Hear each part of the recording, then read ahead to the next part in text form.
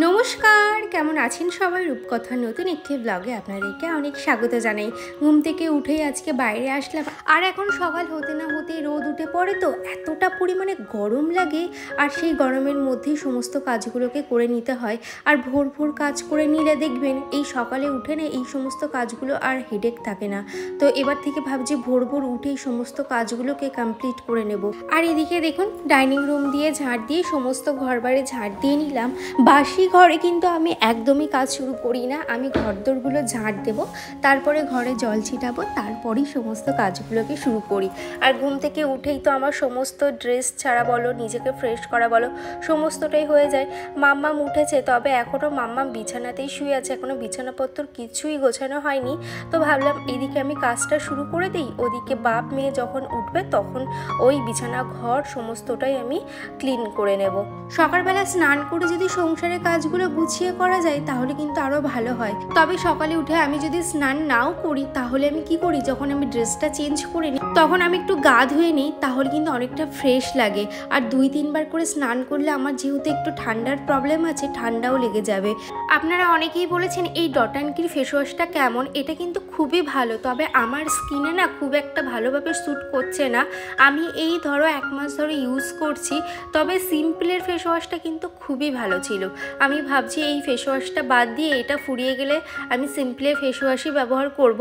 আমি মাঝে মধ্যে এক্সপেরিমেন্ট করি আর তখনই আমার হয়ে যায় প্রবলেম, তাই এই ফেস ওয়াশটা না ফুরালে তো আমি আর কিনতে পারছি না। তো এবার নেক্সট টাইম যখন কিনবো আমি বড় এই সিম্পলের ফেস ওয়াশটাই কিনে নেব, আমার অনেক দিন চলে যাবে। সকালে সবার ব্রেকফাস্ট হয়ে গেছে, শুধু আমি বাকি আছে। আমি ওই যে দুধ রুটিটা ভেজালাম, ওটা একটু ভিজুক, তারপরে আমিও ব্রেকফাস্ট করে নেব। আজকে না প্রচুর কাজ আছে, চলুন আজকে একটা নতুন জিনিস কিনেছি সেটা আপনাদের সাথে একটু শেয়ার করি।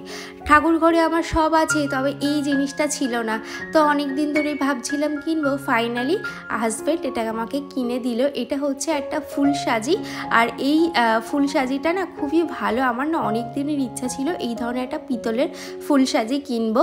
এদিকে আমার ব্রেকফাস্টটাও হয়ে গেছে, তারপরে চলে আসলাম রান্নাঘরের সমস্ত সবজি না আজকে খোলা ছাড়িয়ে ধুয়ে নিয়েছি। তাহলে কি হয়, ওই সবজি কাটার পর ধোয়ার থেকে আমার মনে হয় খোলা ছাড়িয়ে যদি ধুয়ে নেওয়া যায় তাহলে সবজির ভিতরে খুব একটা জল ঢোকে না, আর কষানোর সময় না ওই জল জল ভাব থাকে না, একদমই কষানো যায় না। আজকে করব ঝিঙে আলু পটল দিয়ে সোয়াবিনের তরকারি আর ভাত, ব্যাস আজকে এক তরকারি ভাত হবে, আর অন্য কিছু করছি না। আর একটু ডাল সিদ্ধ করে নেব, আমাদের সবার হয়ে যাবে। আনিশা দিদিভাই আমাকে একটা সুন্দর কমেন্ট করেছে, লিখেছে তোমার ভিডিও প্রতিদিন দেখি, তোমার ভিডিওর প্রতি কেমন যেন একটা নেশা হয়ে গেছে আমার, কিন্তু কি করব, কি কমেন্ট করব বুঝতে পারি না। আর আমার যখন খুব মন খারাপ থাকে তখন আরও বেশি বেশি করে তোমার ভিডিও বা তোমার কথাগুলো শুনি, খুব মোটিভেট হই। লাভ ইউ দি, লাভ ইউ টু বনু। আর এইভাবে আমার পাশে থেকো। তো প্রত্যেকটা ব্লগে যেমন আমি বলি, আপনারাই হচ্ছেন আমার মনের জোর। বিশ্বাস করুন, আপনাদের জন্য বা আপনাদের যে সময়টুকু নিয়ে কমেন্টটা লিখছেন সেই সময়ের মূল্য যেন আমি রাখতে পারি, এবং প্রতিনিয়ত আপনাদের সাথে যেন আমি আমার লাইফে কি চলছে বা সুন্দর সুন্দর ব্লগ যেন আপনাদের সাথে শেয়ার করতে পারি। তো এইভাবে ভালোবাসা দিয়ে যেও, আর এই রূপকথার পাশে তোমরা থেকো। আর কিছুই চাই না, তাহলেই হবে। আর এদিকে দেখুন সয়াবিনটা সিদ্ধ বসালাম, আর এদিকে ডিসানোর পাস্তাটা আজকে রান্না করছি। এই পাস্তাটা কিন্তু খুবই ভালো, একদম হেলদি একটা পাস্তা। এর মধ্যে না আছে ময়দা, না আছে অন্য কোনো কেমিক্যাল, শুধুমাত্র আটা এবং সুজি দিয়ে এই পাস্তাটাকে রেডি করা। আর এই পাস্তাটা চট জলদি আমি একটুখানি মামামের জন্য বানিয়ে দিলাম।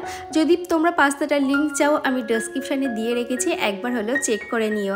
আর এদিকে দেখুন আমি সয়াবিনগুলোকে খুব ভালোভাবে গরম জল থেকে তুলে খুব ভালোভাবে নিংড়ে নিয়েছি, যাতে ওর ভিতরে জল না থাকে। এইভাবে একবার সয়াবিন রান্না করে দেখবেন, ভীষণ ভালো হয়। আর সয়াবিনের ওই যে একটা কাঁচা গন্ধ আছে না, ওটাও চলে যায়। আহির ব্যানার্জি দিদিভাই আমাকে কমেন্ট করেছে, তোমার আমসত্ত্ব দেওয়া খুবই ভালো লাগলো মাম্মাম, খুব কিউট।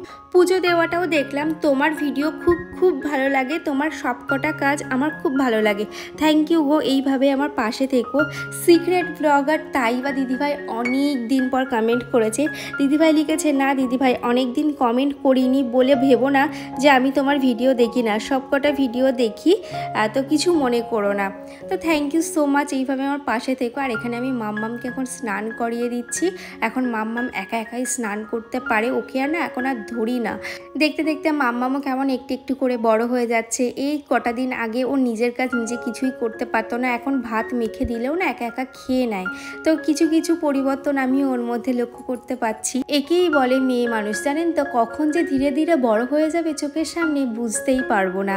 দিবান্বিতা আমাকে কমেন্ট করেছে, রূপকথা দি আমসত্ত্ব দেওয়া দেখে খুব ভালো লাগলো, মাম্মামকে খুব মিষ্টি লাগে, তুমি যে লস্যিটা বানালে খুব সুন্দর দেখতে, দেখেই খেতে ইচ্ছা করছে, গরম পড়েছে, রোদটাও একটু এড়িয়ে চলো, খুব তাপমাত্রা, মাম্মামকেও সাবধানে রেখো।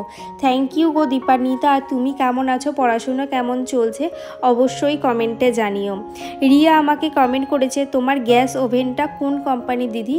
আমার গ্যাস ওভেনটা না দেখতে হবে কোন কোম্পানি। আচ্ছা, আমি এই গ্যাস ওভেনটা তো অনলাইন থেকেই পারচেস করেছিলাম, আমি যদি লিংক পাই আমি কিন্তু কমিউনিটি পোস্টে দিয়ে দেবো, কিংবা আমার এই ভিডিও ডেসক্রিপশানে দিয়ে দেবো, তোমরা একবার হলেও চেক করে নিও।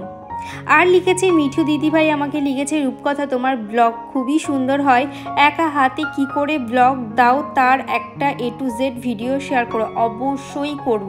একা হাতে সমস্ত কাজ করে একটা ব্লগ বানানো, সেটাকে রেডি করা, সেটাকে এডিট করা, তারপর ভয়েস ওভার করা, থাম্বনেল করা, সবটার পিছনে না প্রচুর খাটনি আছে, জানেন তো।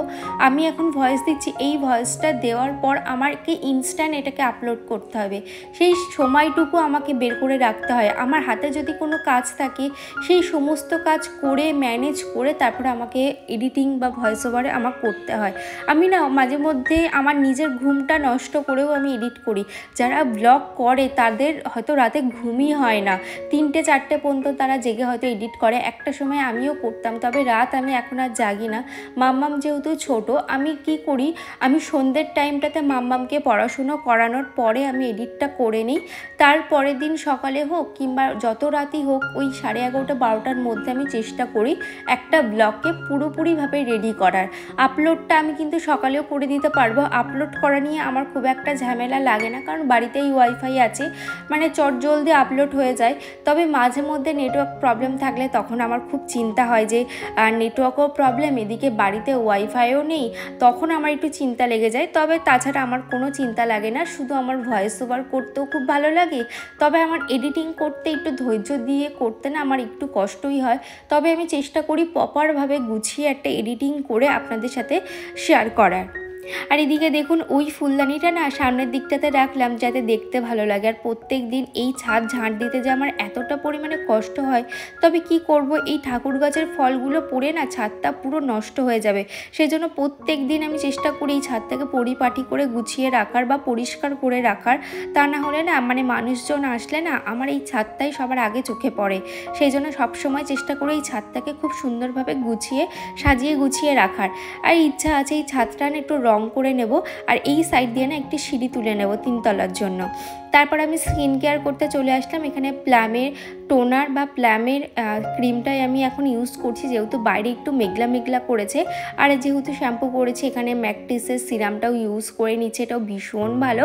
তারপরে সিঁদুরটা পরে নিচ্ছে, আর দেখুন স্কিনটা কতটা ভালো লাগছে। আমার স্কিন টোন যেমনই হোক, যদি স্কিনটা হেলদি থাকে না তাহলে কিন্তু খুবই ভালো লাগে।